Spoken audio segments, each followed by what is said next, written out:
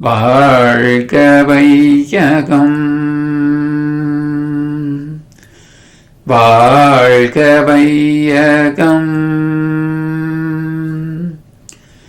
வாழ்க வளமுடன். சிந்தனையை, உடல் நலத்தை சீரமைத்து ஓய்வித்த குருவே வாழ்க, குருவே துணை. வேதாத்திரியம் வாழ்க வளமுடன். இன்று வரை உலகில் தோன்றிய அனைத்து சித்தர்களும் ஞானிகளும் மகான்களும் மற்றும் வேதாத்திரிய கோட்பாடுகளை அர்ப்பணிப்புணர்வோடு அகிலமெங்கும் உணர்வாக்கி கொண்டிருக்கும் ஞான ஆசிரியர்களின் மதிநுட்பமும் குருவருளோடு சூக்குமமாய் நம்மை சூழ்ந்திருந்து நாம் உய்வதற்கு துணை நிற்குமாக என்று சங்கல்பித்துக் கொண்டு இன்றைய தவ நிகழ்வை இறை வணக்கம் குரு வணக்கத்தோடு நாம் இனிதே துவங்குவோம். இறை வணக்கம் பாட அருள்நிதி ஸ்ரீராம் ஜேபி ஐயா அவர்கள் வாய்ப்பு இருக்குதுங்களா ஐயா? பாடுறேங்கிறாங்க. அருமை. வாழ்க வளமுடன் அம்மா, பாருங்க. வாழ்க வளமுடன். இறைவனுக்கும் ஆதியினும் பரம் பொருள்மை எழுச்சி பெற்று அருவென்ற உயிராகி அணுக்கள் கூடி மோதி இணைந்து இயங்குகின்ற நிலைமைக்கேற்ப மூலகங்கள் பலவாகி அவை இணைந்து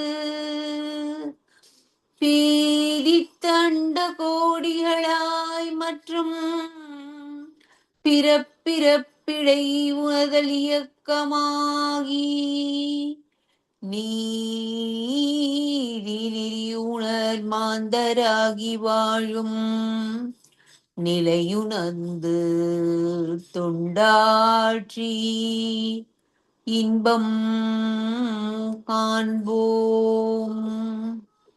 குரு வணக்கம். அண்டமதில் உருவெடுத்து அறிவை பெற்று அவ்வறிவு ஒன்று முதலாரதாகி கொண்ட மேலாம் இவ்வுருவில் குறிப்பில்லாமல் கோடான கோடி எண்ணி அனுபவித்து கண்ட பலன் என அறிய நினைந்தேனப்போ கருத்துணர்த்தி கணல் மூட்டி கருவாம் ஞான குண்டலினி எனும் என் மெய்யுணர்வெழுப்பி குறித்து என்னை அறிவித்த குருவே அன்பே.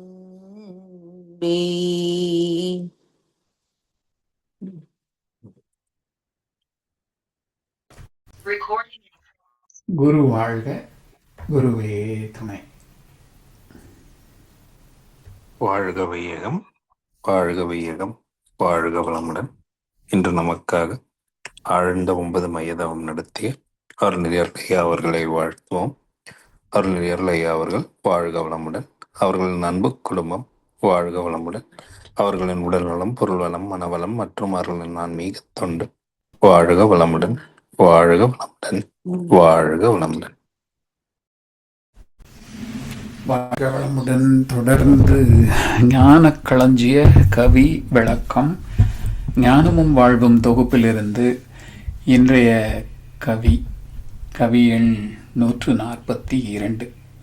இந்த கவிக்கு விளக்கம் வழங்கிட மூத்த பேராசிரியர் ஞானாசிரியர் அருள்நிதி பழனிசாமி வேலுச்சாமி ஐயா அவர்களை அன்போடு அழைத்தமைவோம். வாழ்க வளமுடன் ஐயா. வாழ்க வளமுடன் ஐயா. வாழ்க வையகம், வாழ்க வையகம், வாழ்க வளமுடன். குரு வாழ்க, குருவே துணை. சான்ற பெருமக்களே, ஞானமும் வாழ்வும் கவிதை தொகுப்பின் தொடர் சிந்தனையிலே இன்றைய சிந்தனைக்கான கவி, மதங்களின் கருத்தில் பேதமில்லை. கருத்தில் பேதமில்லை. கரு என்றாலே ஒரு மூலம் என்ற அர்த்தம். அப்ப எது மூலம் அனைத்திற்கும்? ஏதோ ஒரு பொருள் எந்த பெயரால் எந்த வார்த்தையால் குறிப்பிடப்பட்டாலும் ஏதோ ஒரு ஒற்றை பொருள் அனைத்திற்கும் மூலமாக இருக்கிறது. மானுக்கு மூலம் எவனோ, மண்ணுக்கு மூலம் அவனே, யாருக்கும் அவனே தந்தை, அவனுக்கு தந்தை இல்லை, அல்லாஹ் பெற்ற பிள்ளை தானே யாரும்.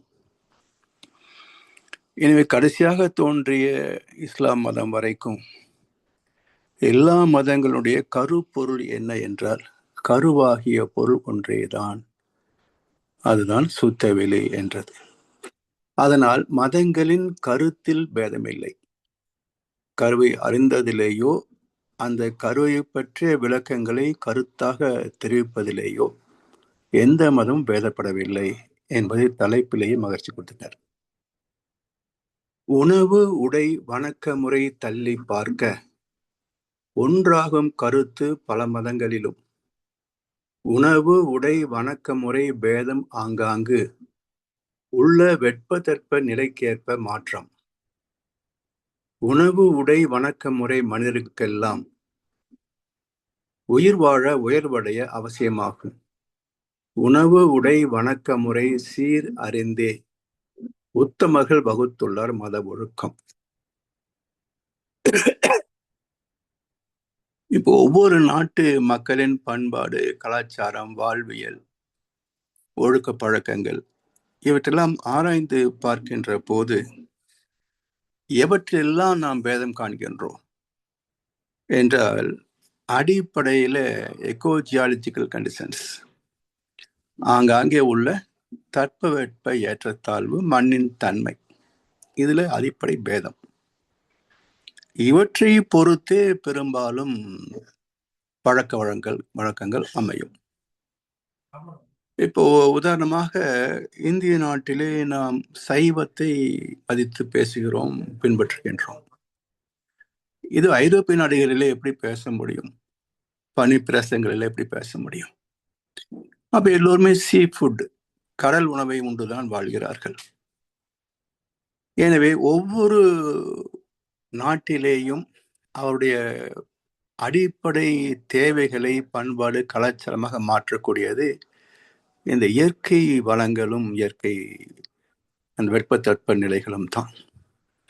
அதனால் உணவு உடை வணக்க முறை தள்ளி பார்க்க ஒன்றாகும் கருத்து பல மதங்களிலும்.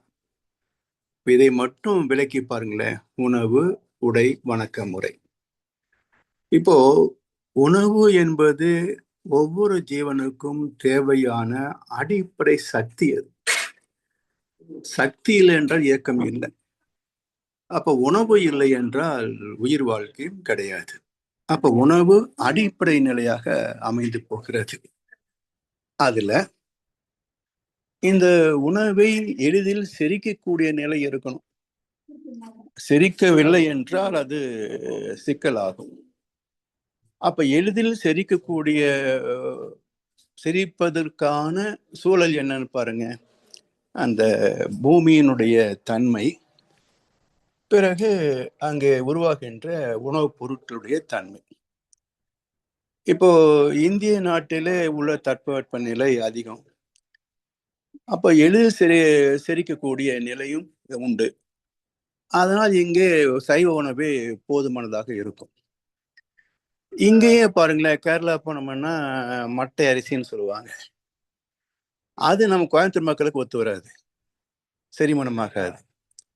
அப்ப அங்க உள்ள மலை பகுதிக்கு அதுதான் தாங்கும். இப்படி உணவு என்பது நம்முடைய சக்தியின் வரவு செலவு கணக்கு தான். அதை பொறுத்தே அங்கந்த நிலங்களிலே விளையக்கூடிய உணவு தான் பொருத்தமாக இருக்கும். ஒரு நாட்டின் உணவு கலாச்சாரம் இன்னொரு நாட்டுக்கு போகும்போது அவ்வளவு பொருந்தும் என்று சொல்ல முடியாது. அங்கங்க என்ன உணவு கலாச்சாரமோ அது அந்த உடலுக்கு பொருந்தும். அதே போல இப்போ இங்க தட்பவெப்ப நிலை வெயில் அதிகமா இருக்கும், நான் வெளியில போகக்கூடிய நிலைகளும் பார்த்தீங்கன்னா ஏசி கார்லாம் தேவையில்லை. அப்போ இயல்பாகவே வெயிலுடைய சக்தி நமக்கு எலும்புக்கான உறுதியை தந்துடும். இது ஐரோப்பிய நாடுகளில் ஏன் அவங்க சன் பாத் எடுக்கிறாங்க? அதுவும் கிட்டத்தட்ட நிர்வாண உடலிலே சன் பாத் எடுப்பாங்க.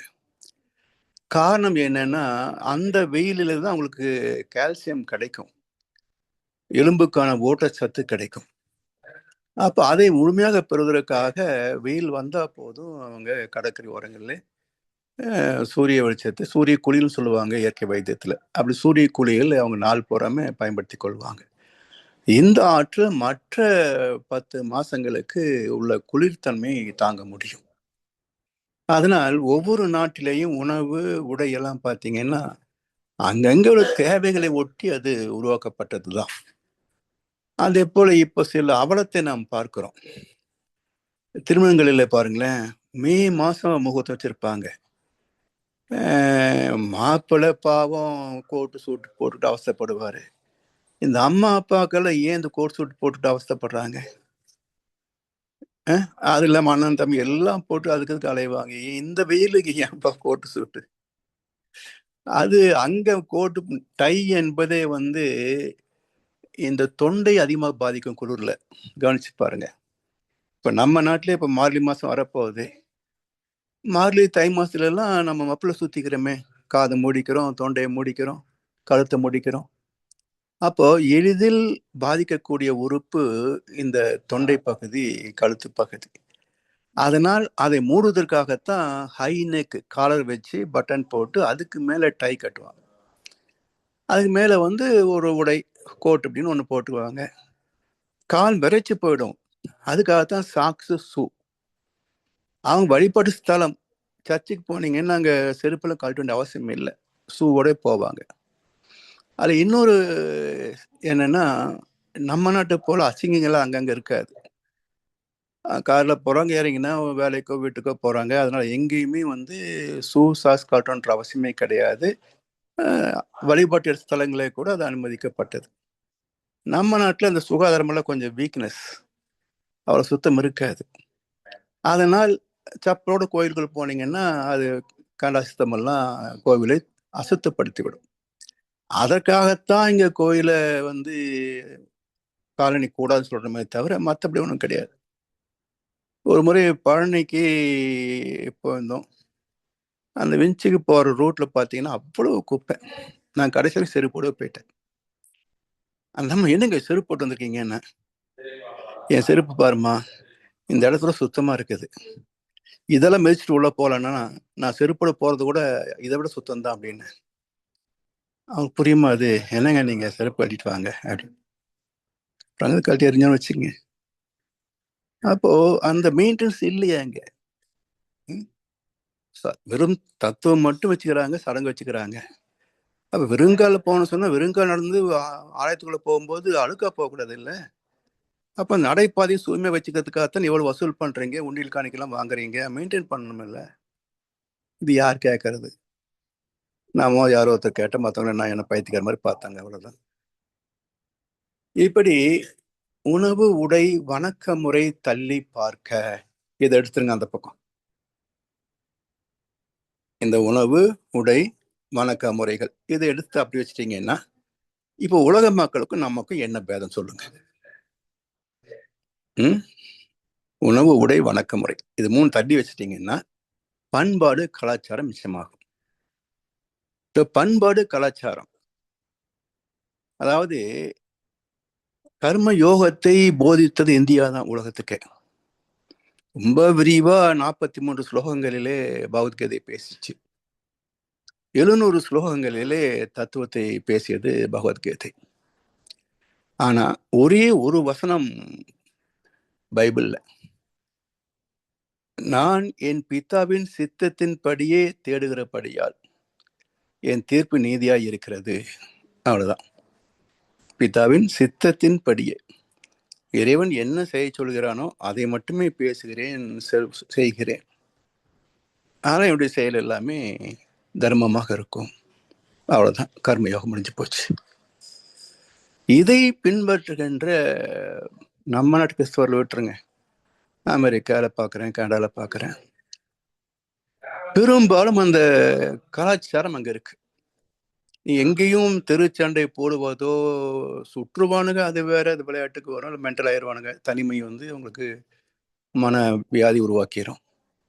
பொதுவான பண்பாடுன்னு பார்த்தீங்கன்னா, என் பொண்ணு வந்து முதல் பிரசவத்துக்கு கன்சீவ் இருந்த போது ஹாஸ்பிட்டல் போகிற போது யாரை பார்த்தாலும் ஃபர்ஸ்ட் பேபியா, டோன்ட் வரி, இங்கே எல்லா வசதியும் இருக்குது, நார்மல் டெலிவரி பண்ணுவாங்க, இல்லைன்னா சிசேரியன் பண்ணுவாங்க, எல்லாமே இருக்குது, பயந்துக்காதன்னு சொல்லி யாருமே சம்மந்தம் இல்லாதவங்களும் வந்து அட்வைஸ் பண்ணிட்டு போவாங்க.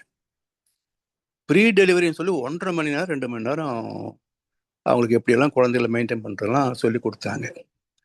ஒரு பேஷண்ட்டு, என் டாக்டர் ஒருத்தருக்கு ஒரு சீனியர் மோஸ்ட் நர்ஸு 1.5 மணி நேரம் அந்த குழந்தை எப்படி ஹேண்டில் பண்ண சொல்லி கொடுத்தாங்க.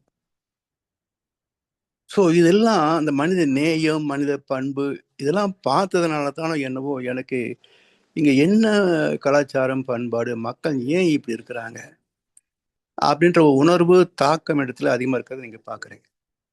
எல்லாரும் மனிதர்கள் தான், இதில் என்ன பேதம் இருக்குங்க? அதே போல் வீட்டுக்கு கிளம்பிட்டு இருக்கிறாங்க, நம்ம டிஃபன் பேக்கில் எடுத்து வெளியே வந்தால் சிலர் வந்தாச்சு. அந்த நேரத்தில் நாங்கள் போய் நிற்கிறோம், கார் சீட் ஃபிட் பண்ணணும்னு சொல்லி. கொஞ்சம் கூட முகசுளிப்பு இல்லாமல் வாங்கன்னு கூப்பிட்டு எல்லாம் ஃபிட் பண்ணி எப்படி ஹேண்டில் பண்ணலாம் சொல்லி கொடுத்து கர்மயோகத்தை அங்கே நான் பார்க்குறேன் பல இடங்களில். அப்போ போதித்தது இந்தியா என்றாலும் பின்பற்று வேறு நாடு, எப்படி போச்சு இந்த மெசேஜுங்க? ஒற்றை வசனம், பிதாவின் சித்தப்படியே நான் செய்கிறபடியால். அப்போ பண்பாடு கலாச்சாரம் ஏன் மாறுகிறது என்று சொன்னால் கற்பிக்கின்ற முறை. நாம ஸ்கூலிங் பண்றதுக்கும் அங்க ஸ்கூலிங் பண்றதுக்கும் மிக பெரும் வித்தியாசம் இருக்குங்க. நம்ம குழந்தைகளை கொண்டு போய் மாண்டசோரி அல்லது நம்ம இங்க சொல்றோம் ப்ரீ கேஜி விட்டோம்னா அவங்க முதலில் கற்றுக் கொடுக்கின்ற பாடம் பண்பாடு. என்ன வேணும்? பொது இடத்துல டாய்லெட் இருக்கணும், நமக்கு அது தேவை. அப்போ உள்ள போயிட்டு வந்த பிறகு அடுத்தவர்களுக்கும் அது தேவை. அப்போ சுகாதாரம் இருந்தால்தானே ஒருத்தருக்கு ஒருத்தர் நோய் வராது.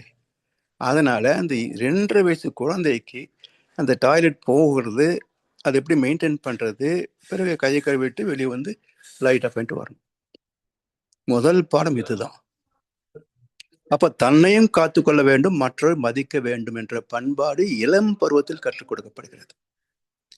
அதே போல நீங்க எந்த ஒரு கராட்டே அது மாதிரி போனீங்கன்னா சீனியர் மோஸ்ட் தான் லேர்னர்ஸ்க்கு சொல்லித்தராங்க. பிளாக் பெல்ட் வந்து லேர்னர்ஸ் ஸ்டூடெண்ட்ஸ் சொல்லி கொடுப்பாங்க. ஏன் சொல்லித்தராங்க? நாமெல்லாம் நேற்றுக்கு வந்து நின்றுக்கிட்டே அவன் சொல்லி கொடுத்துட்றா அப்படிம்போம். ஏன் அப்படி சொல்லி தர்றாங்கன்னா பர்ஃபெக்ஷன். அந்த பிளாக் பெல்ட் லெவலுக்கு போகிற போது என்ன பர்ஃபெக்ஷன் இருக்கணுமோ அது சின்ன வகுப்புலேயே முதல் வகுப்புல சொல்லி கொடுத்தா தான் அந்த பர்ஃபெக்ஷன் அப்படியே வரும்ன்றாங்க. அவன் இந்த தொலைநோக்கு பார்வை, ஒரு குழந்தை இன்னைக்கு வளர்க்குறோம்னு சொன்னால் இது நாளைக்கு என்னவாக மாறும் என்ற தொலைநோக்கு பார்வை. இதில் தான் பண்பாடு கலாச்சாரம். இதில் நம்ம எங்கேயோ பின்தங்கிட்டோம். நம்முடைய கல்வி முறை, பள்ளி, சமுதாய அமைப்பு, அரசியல் செயல்முறைகள், மத நிலைகள், வியாபாரத்தன்மை, எல்லா இடத்துலையுமே நம்ம வந்து பின்தங்கி போயிட்டோம். எதுலேயும் சுயநலம் சுயநலம் சுயநலம் தான். அடுத்தவனை பற்றி பொதுநலம் பேசுவது எல்லாமே மக்கள் நலம் மக்கள் நலம் என்றே பேசுவார். தம் மக்கள் நலம் ஒன்றை தான் மனதில் கொள்ளுவார். அதுதான் இருக்கு எங்கேயுமே. எப்படி பிறகு ஒரு சமுதாயம் ஒட்டுமொத்தமாக நன்மைக்கு மேன்மைக்கு வர முடியும்? அதனால் இந்த 3 நீக்கிவிட்டு பார்க்கின்ற பண்பாடு கலாச்சாரம், habits and behaviours, moral science, இதை பார்க்கின்ற போது எல்லாமே பின்தங்கி இருக்கிறது. காரணம், பாடத்தை ஒழுங்காக நமக்கு கற்றுத்தரவில்லை. அதனால் இவற்றை தள்ளி பார்க்க ஒன்றாகும் கருத்து பல மதங்களிலும். உணவு, உடை, வணக்க முறை பேதம் ஆங்காங்கு உள்ள வெப்பத்தட்ப நிலைக்கேற்ப மாற்றம். உணவு, உடை, வணக்க முறை மனிதர்களுக்கெல்லாம் உயிர் வாழ உயர்வடைய அவசியமாகும். உயிர் வாழ உயர்வடைய. அதாவது இந்த சுனாமி வந்த போது இங்கேயும் பார்த்தோம், சென்னையில எப்படி மக்கள் நடந்துகிட்டாங்க அப்படின்றது பார்த்தோம். ஜப்பான் இதை விட ஒரு நகரமே தாக்கப்பட்டது, சுத்தமா அழிஞ்சு போய் ஒரு வாரத்துல புதுப்பிச்சும் கொண்டாங்க. அது மிகப்பெரிய அதிசயம் அது. அப்போ ஹெலிகாப்டர் ஒன்று உணவு பொட்டலங்களை போடுறாங்க. வரிசையா வந்து ஒருத்தருக்கு ஒருத்தர் வாங்கிட்டு போறாங்க. இதுவே அண்ணா சரி இன்னொருத்தர் வந்தார் இந்த 2014 நினைக்கிறேன். இந்தியா பூரா அங்கங்க போய் பெரும் திரள் ஆதரவு அவருக்கு.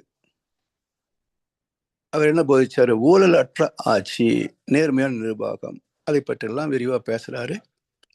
அவர் சார்ந்தவன் தான் கெஜ்ரிவால்னு ஒரு முதலமைச்சர் ஆனார் பிறகு. அப்போ நான் சொன்னேன், சரி இத்தனை லட்சம் பேர் இவருடைய சொற்பொழிவு கேட்கறாங்க, மதிக்கிறாங்க, இப்படி ஒரு ஆட்சி வரணும்னு எதிர்பார்க்கறாங்க. சரி ஒரு சின்ன டெஸ்ட். அந்த 10 லட்சம் பேர் உட்கார்ந்து மீட்டிங் கேட்டுட்டு இருக்காங்களே, அந்த மூலையில ஒரு ஹெலிகாப்டர்ல போய் அதிகமா வேண்டாம், ஒரு 100 ரூபா நோட் அப்படியே கொட்டுங்க.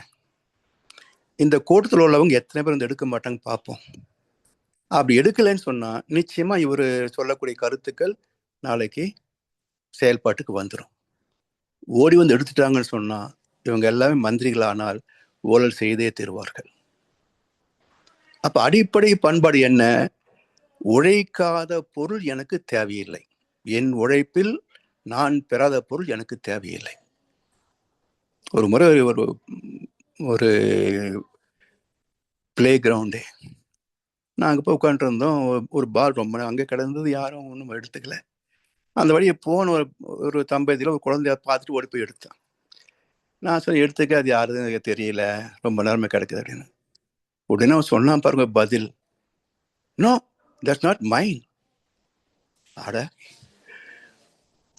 ஒரு சின்ன குழந்தைக்கு நம்முடைய பொருள் அல்லாதது எடுக்கக்கூடாது என்ற ஒரு பண்பாடு கற்றுக் கொடுத்துருக்காங்களே, நாம் எப்படி சொல்லித்தரோம்? டேய் நைஸ் இல்லாத குழந்தை வச்சிரு, எடுத்துட்டு போகாதே, அவன் பார்த்தா பிடிங்கிக்குவான், அவனது இல்லை அப்படியெல்லாம் சொல்லிக் கொடுக்கணும். இல்லை, இப்படி வளர்த்தாதான் திறமையா வளர்க்கறதாக அர்த்தம். நமக்கு குழந்தைகளை பார்த்து பார்த்து நம்ம வளர்த்துருக்கிறனாக்கும், எல்லா பார்த்தாலும் சொல்லி கொடுத்துருந்தாக்கும்.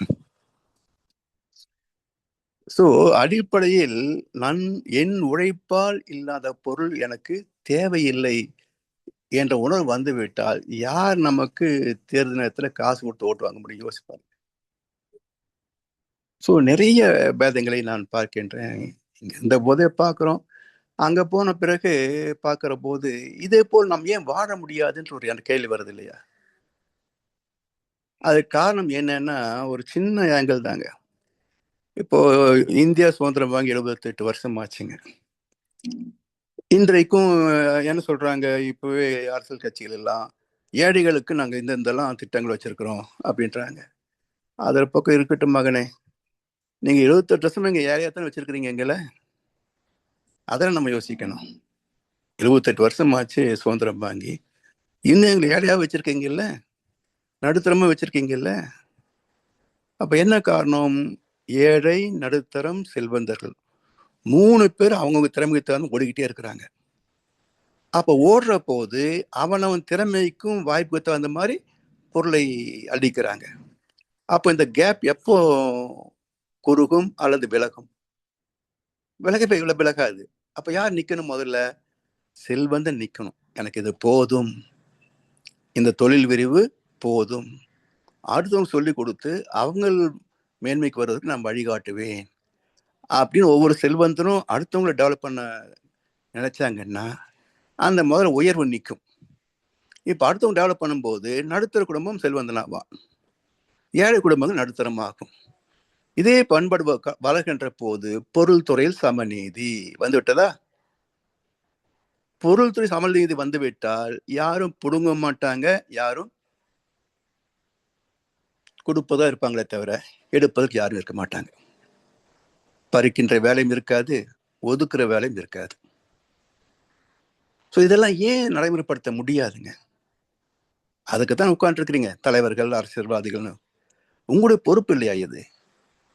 நூற்றாண்டுகள் கணக்காக வச்சுக்கிட்டு இன்னும் இப்படியே மக்களை வச்சுட்டு இருந்தீங்கன்னா இப்போ என்ன நிர்வாக திறமை உங்களுக்கு இருக்குன்னு ஏன் கேள்வி கேட்கக்கூடாது?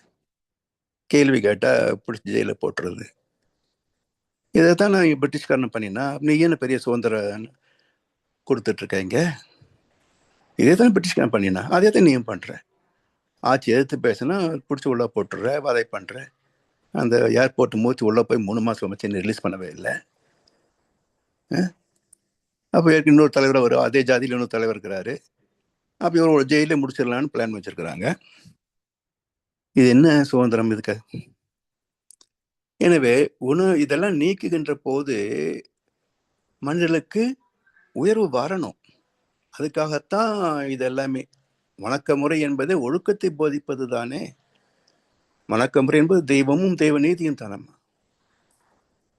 அப்ப உணவு உடை என்பது உடல் சார்ந்தது. வணக்க முறை என்பது ஆன்மா சார்ந்தது, ஒழுக்கம் சார்ந்தது, பண்பாடு சார்ந்தது, மனித நியாயத்தை சார்ந்தது. அது நாம் பின்தங்கி விட்டோமே. Finland, Sweden, Norway, Denmark. பின்லாந்துல கார் வச்சிருந்தா அவன் தூற்றப்படுவான். இங்க பெருமை, தெருவுக்கு வீட்டுக்கு 4 கார் வச்சது பெருமை. அவன் ஏன் தூற்றுகிறான் என்றால் நீ காற்று மண்டலத்தை மாசுபடுத்துகிறாய். காற்று மண்டலத்தை மாசுபடுத்துகிறாய். உன்னை எப்படி பாராட்ட முடியும்? அப்ப இதெல்லாம் மக்களுக்கு சொல்லி தந்தா தானே மக்கள் தெரிஞ்சு. எப்ப பாரு அந்த கட்சி இந்த கட்சி, அந்த நடிகை இந்த நடிகை, இதையே செய்தித்தாள்களும் ஊடகங்களும் பேசிக்கிட்டே இருந்தா இந்த நாடு நாசமா தான் போகுமே தவிர உருப்படுறது வாய்ப்பே இருக்காது. அதை இங்க சொல்லு.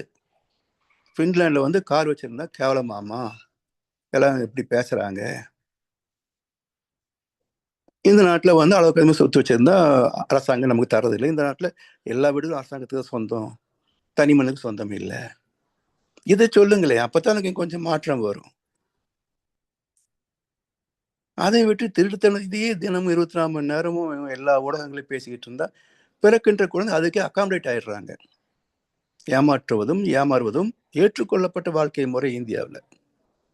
ஏமாத்துறதுக்கு பயப்படுறதே கிடையாது. ஏமாத்து போன வெக்கப்படுறதும் கிடையாது. ஏமாத்தின பையன் வெக்கப்படுறதும் கிடையாது. அப்ப வணக்க முறையில எல்லாம் அடங்கி போச்சு. பண்பாடு, கலாச்சாரம், மனிதநேயம் எல்லாமே வணக்க முறையில் அடங்கி இருக்கிறது. ஏன்னா இது ஏன் அப்படின்ற கேள்விக்கு விளக்கம் இருக்கணும். ஏன் இப்போ இப்படியே இருந்தா என்ன? அப்புறம் இவ்வளவு கோயில் சுத்துறீங்க? 2 காரணத்துல கோயில் சுத்துறீங்க. நீங்க ஒன்றும் பக்திக்காகவோ இறைவனுக்காகவோ கோயிலை சுத்தல. ஒண்ணு உள்ள கஷ்டங்கள், பிரச்சனைகள், பற்றாக்குறை தீரணும். 2வது பணம், காசு, செல்வாக்கு, பதவி வளர்ந்துகிட்டே போகணும். இந்த 2 காலத்தான் அலையிறீங்க. இப்போ ஒட்டத்தை கூப்பிட்டு பூஜை பண்ணி அது வேற சர்ச்சை ஓடிக்கிட்டு இருக்குது. இருக்கிறதெல்லாம் வணங்கி வணங்கி அந்த அம்மாவுக்கு போடிச்சு போச்சு. ஒட்டத்தை வச்சா துபாய் மாதிரி ஆகுமா பார்க்கலாம் நம்ம குடும்பம்னு. நம்ம அதுக்கு வேற ஒட்டக்கு பூஜை நடத்திட்டு இருக்குது. இதுதான் தெரிய போகுது. என்ன பூஜை போட்டாலும் கர்ம அடிச்சதுன்றது தெரிய போகுது 6 மாசத்துல. அதாவது மனிதன் நினைப்பதுண்டு வாழ்வு நிலைக்கும் என்று, இறைவன் நினைப்பதுண்டு பாவம் மனிதன் என்று. கண்ணாசன் எல்லாத்துக்கும் பாட்டு எழுதி வச்சிருக்கிறான். இது நினைக்க வேண்டிய காலம் வரும் பாருங்க. அதனால இந்த வணக்க முறை என்பது கர்மாவை அடிப்படையாக வச்சிருக்கணும். கர்மாவை தான் வலியுறுத்தணும். நீ கடவுளுக்கு ஒன்றும் செய்ய வேண்டாம்ப்பா, அவன் என்ன பிச்சைக்காரனா, நீ போடுற பொங்கல்லையும் சக்கரை பொங்கல்லையும் தான் காத்துட்டு இருக்கான திங்கிறதுக்கு. அவன் பிச்சைக்காரன் இல்லை, உன பணக்காரன் ஆக்குனதே அவன் தான். ஸோ எல்லா வளங்களும் தந்தவன் இறைவன். அவனுக்கு நீ ஒன்றும் கொடுக்க அவசியம் கிடையாது. அது மட்டும் இல்லை, இறைவனுக்கு ஒன்றை செய்வதே, அதாவது உணவு முறையாகட்டும், பண்டிகை விழா காலங்கள், அலங்காரமாகட்டும், இதெல்லாம் இறைவனுக்கு தேவையான கிடையாது. உண்மையிலேயே இறைவனுக்கு நான் செய்கிறேன்னு ஒருத்தர் நினைச்சான்னா அவனை விட இறைவனை அவமதிப்பவன் வேற யாரும் கிடையாது. இது மகாபாரதத்துல ஒரு அருமையான காட்சி காட்டார். அதாவது யுத்தம் ஏற்பாடாகிட்டு இருக்குது. கிருஷ்ண பரமாத்மா கர்ணனை தனியா பார்த்து, குந்திதான்ப்பா உனக்கு தாய், நீ பாண்டவுடைய அண்ணன், அண்ணனே தம்பிகளை கொல்லலாமா, இந்த வந்திருப்பா அப்படின்னு கூப்பிடுறாரு. எனக்கு தெரியாது. ஆனா துரியோதனன் என்னை நண்பன் ஆக்கிக்கிட்டான். அப்போ கர்ணன் கேட்குறான், சரி அவன் ஒன்றும் உயிருக்குயிர தோழனை மதிச்சு உனக்கு ஏத்துக்கல, அர்ஜுனுக்கு நிகராக நீ எனக்கு எதிர்த்து நின்ன, அதே மாதிரி நான் செய்து காட்டுவேன். அப்ப அர்ஜுனை கொள்வதற்கு போட்டியாக உன்னை தேர்ந்தெடுத்து அவன் உனக்கு கூலி கொடுத்து எடுத்துக்கிட்டான். அங்க தேசத்தை உனக்கு தானமாக தந்து உன்னை பெற்றுக்கொண்டான். இன்னும் சொல்லப்போனா உன்னை விலைக்கு வாங்கிக்கிட்டான் அப்படிம்பார். நம்ம கண்ணன் சொல்லுவான், உண்மையாக இருக்கலாம். ஆனா அந்த விலைக்கு ஏத்துட்டு என்ன நான் வித்துட்டேன்னு இல்லை,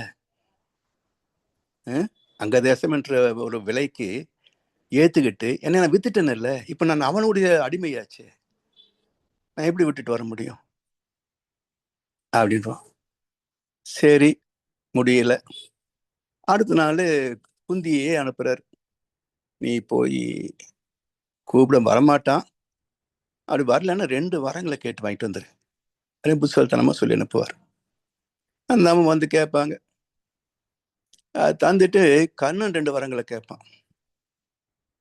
உனக்கு என்னப்பா கொடுக்க முடியும்னா, எனக்கு வேணும் 2 கொடு. என்ன குருட்சேத்திரம் முடிகின்ற வரைக்கும் நான் தான் பாண்டவர்களுக்கு அண்ணன் அப்படின்னு சொல்லக்கூடாது. ஏன் தெரியுமா? நான் மூத்தவன் தெரிந்து விட்டால் தர்மன் உடனே அரசு பதவியை உரிமையை எனக்கு கொடுத்துருவான். இதை நான் துரியனுக்கு தான் கொடுப்பேன். இப்படி கூட இந்த நாட்டை பெற்று துரியனிடம் தரலாம் தாயே, அது கொடையாக இருக்கலாம் தாயே. ஆனால் எனக்கு கொடை கொடுத்தவன் துரியோதனன். எனக்கு கொடை கொடுத்தவனுக்கு நான் கொடை கொடுப்பது தர்மம் அல்ல என்பதனால் என் வீரத்தால் பெற்றுத்தர விரும்புகிறேன் அப்படிமா. அப்போ தனக்கு கொடுத்தவனுக்கு திருப்பி கொடுப்பது அவமரியாதை, தர்மம் அல்ல என்றால் எல்லாம் தந்த இறைவனுக்கு நாம் படையல் போடுறோமே, இது தர்மமா? அப்ப நோக்கத்தை சொல்லணும். என்ன நோக்கம்? எனக்கு கொடுத்தப்பா இறைவா, இந்த சாப்பாடு நீ கொடுத்தது, உன்னுடைய உத்தரவை நான் இப்ப எதிர்பார்க்கிறேன். இந்த சாப்பாடு நீ சாப்பிட சொல்லு, நான் சாப்பிடுவேன். இது ஒரு நன்றி கடன். என்னை படைத்து எனக்கு வாழ்க்கை என்ற ஒரு அனுபவங்களையும் தந்து என்னை வாழ்த்து கொண்டிருக்கின்ற இறைவா, உனக்கு நன்றி என்று சொல்வதுதான் நிவேத்தியம், அதுதான் படையல். இதை சொல்லி தந்தானே புரியும். இல்லை இவனும் சோறு போட்டோம்னு நினைச்சுக்கிட்டெல்லாம் அன்னதானம் பண்ணிட்டு இருக்காங்க. இந்த வணக்க முறை என்பது மிக வாழ்க்கையே வணக்க முறையில் அடக்கம் தாங்க. உணவுடைய தவிர வாழ்க்கையே வணக்க முறையில் அடக்கம். ஏன்னா எல்லாமே அதுக்குள்ளது அடங்கி இருக்கு. எனவே தெய்வத்தையும் தெய்வ நீதியையும் புரி வைக்கின்ற மிகப்பெரிய ஒரு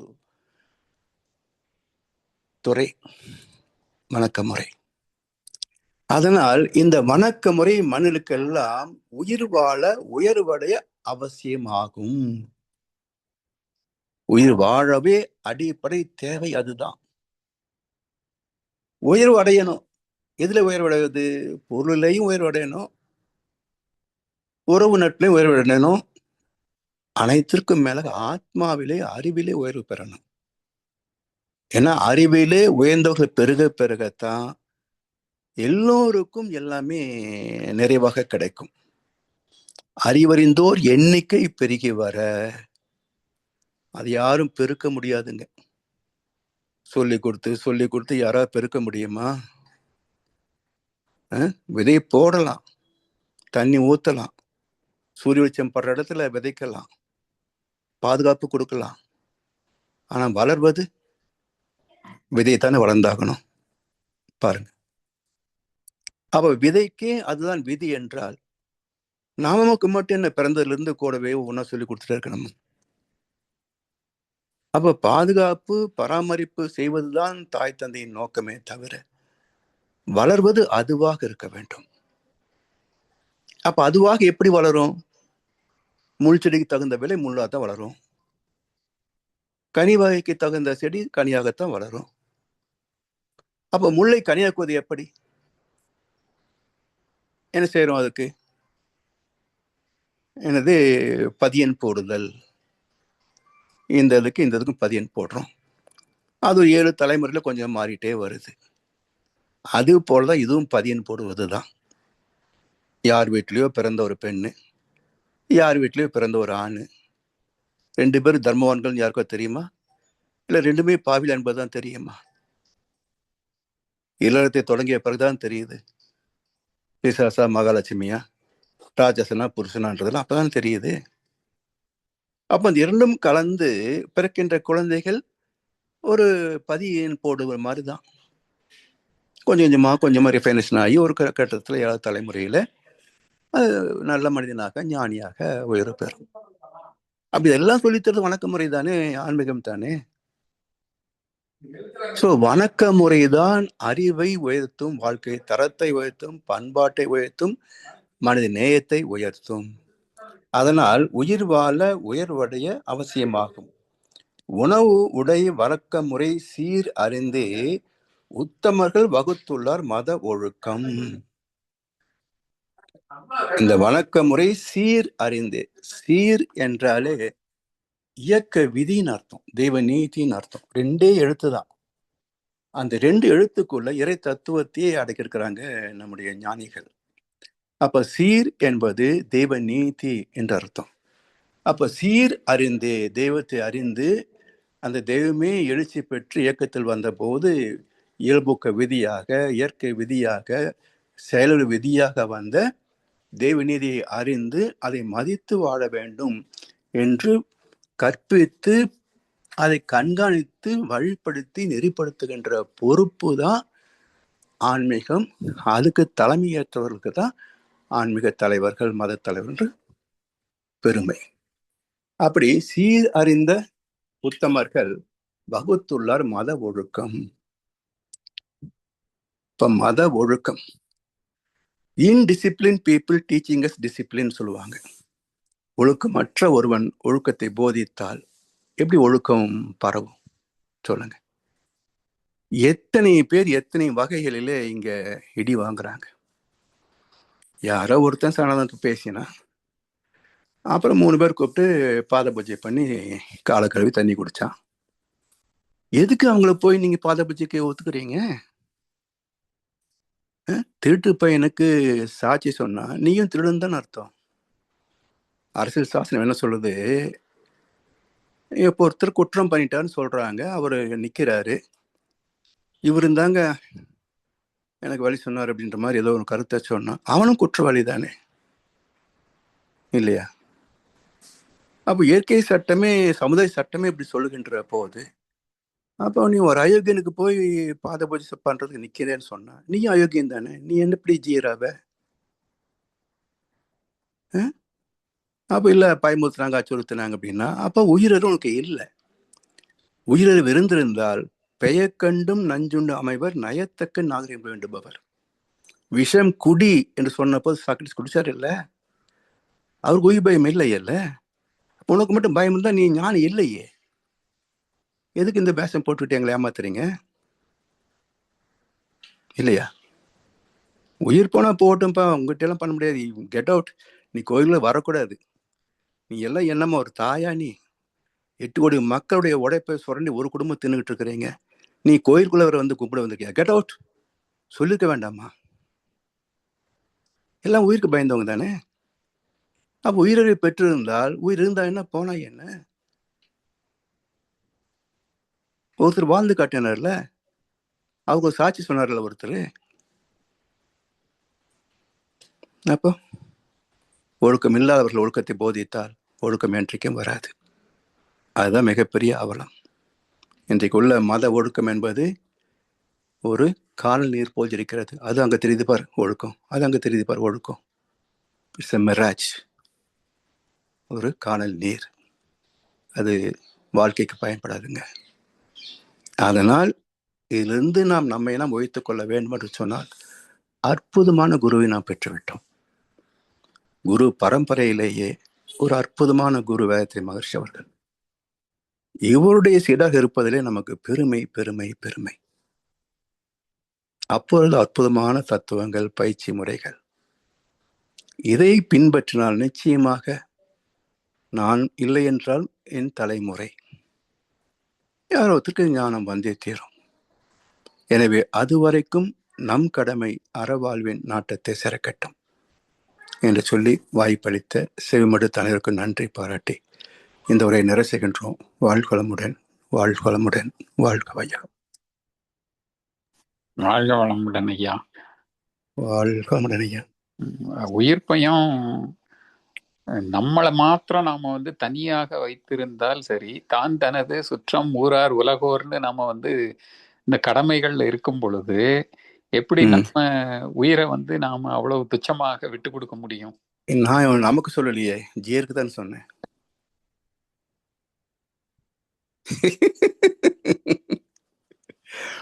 சரிங்கய்யா. அவங்க முற்றும் திறந்தவர்கள் இல்லையா? வாழ்க வளமுடன். சிறப்புங்கய்யா. தொடர்ந்து சிறப்பாக விளக்கம் வழங்கி நம்மை வழி நடத்தி கொண்டிருக்கும் மூத்த பேராசிரியர் ஞானாசிரியர் அருள்நிதி பழனிசாமி வேலுசாமி ஐயா அவர்களும் அவரது அன்பு குடும்பத்தினரும் அருட்பெயர் ஆற்றல் கருணையினால் உடல் நலம், நீளாயுள், நிறை செல்வம், உயர் புகழ், மெய்ஞானம் ஓங்கி வாழ்க வளமுடன், வாழ்க வளமுடன், வாழ்க வளமுடன். நன்றிகள் ஐயா. பாடல்கள் பாடி நிறைவு செய்யும் தருணம். வேதாத்திரிய பாடல் பிரம்மஞான கவி உலக நல வாழ்த்து பாட அன்பர்களை அழைத்து அமைகிறோம். வாழ்க வளமுடன். வேதாத்திரிய பாடல் பாடிடுறீங்க. வாழ்க ஐயா உலக நல வாழ்த்து பாடிடுறேங்க ஐயா. வாழ்க வளமுடன். வாழ்க வளமுடன். ஐயா பிரம்மஞானம் படிக்கிறீங்க. வாழ்க வளமுடன்.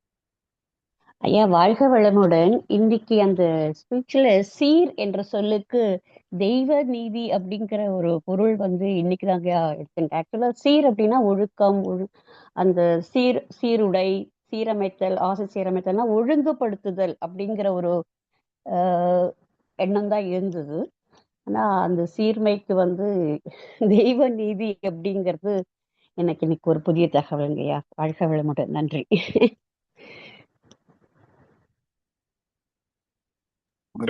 வாழ்க வளமுடன். பாடல்கள் பாடுவோம். ஓகே, வேதாத்திரியம் பாடல்.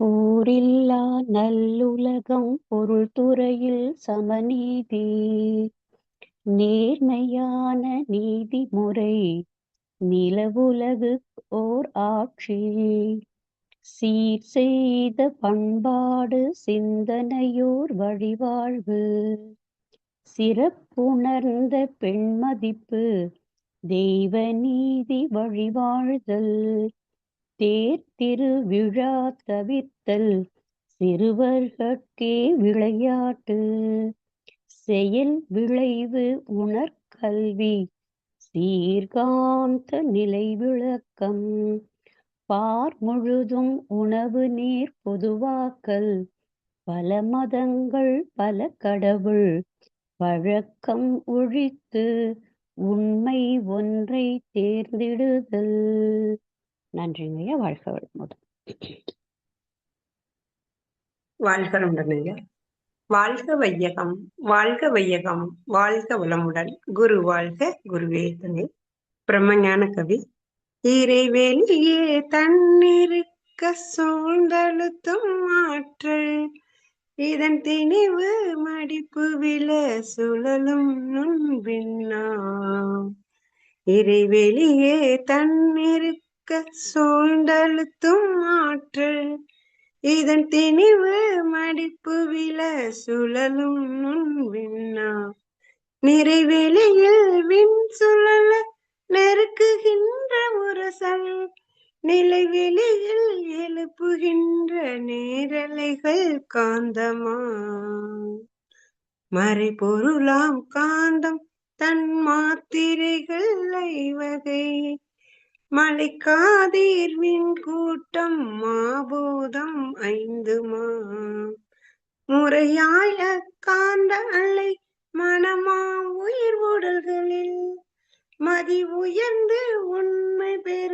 மா பிரம்ம ஞானமா, மதி உயர்ந்து உண்மை பெற மா பிரம்ம ஞானமா, மா பிரம்ம ஞானமா. நன்றிங்கய்யா. வாழ்க வளமுடன். உலக நல வாழ்த்து. உலகமெல்லாம் பருவமழை ஒத்தபடி பெய்யட்டும், உழவரெல்லாம் தானியத்தை உவப்புடனே பெருக்கட்டும். பல தொழில்கள் புரிகின்ற பாட்டாளி உயரட்டும்.